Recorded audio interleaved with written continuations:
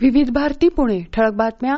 भारत आणि भूतान या दोन देशांनी कोक्राझार ते गेलेपू आणि बानरहाट ते सामत्से या दरम्यान सीमापार 2 रेल्वे प्रकल्प उभारायला संमती दिली आहे. रेल्वे मंत्री अश्विनी वैष्णव यांनी काल वार्ताहर परिषदेत ही माहिती दिली. सुमारे 90 किलोमीटरचा हा रेल्वे मार्ग 4033 कोटी रुपये खर्चून बांधला जाणार आहे. लॉरेन्स बिश्नोई टोळीला कॅनडानं दहशतवादी संघटना म्हणून जाहीर केलं आहे. कॅनडाचे नागरी सुरक्षा मंत्री गॅरी आनंद सॅग्री यांनी काल ही घोषणा केली. या टोळीचे सदस्य खून, गोळीबार, जाळपोळ आणि खंडणी अशा गुन्ह्यांमध्ये सामील असल्याचं कॅनडा सरकारच्या अधिकृत संकेतस्थळावर म्हटलं आहे.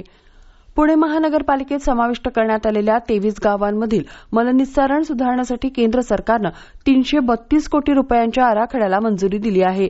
या निर्णयामुळे मुळामुठा नद्यांचं प्रदूषण कमी करण्यास मोठी मदत होईल असा विश्वास केंद्रीय राज्यमंत्री मुरलीधर मोहोळ यांनी व्यक्त केला.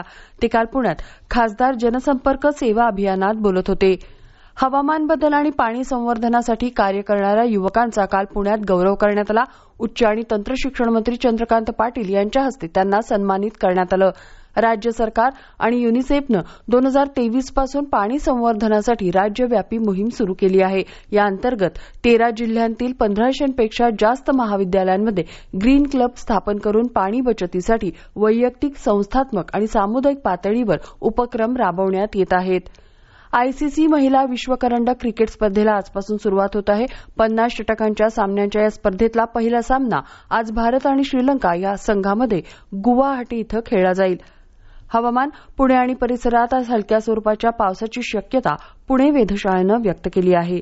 या होत्या आतापर्यंतच्या ठळक बातम्या. यानंतरच्या ठळक बातम्या सकाळी 9:58 मिनिटांनी.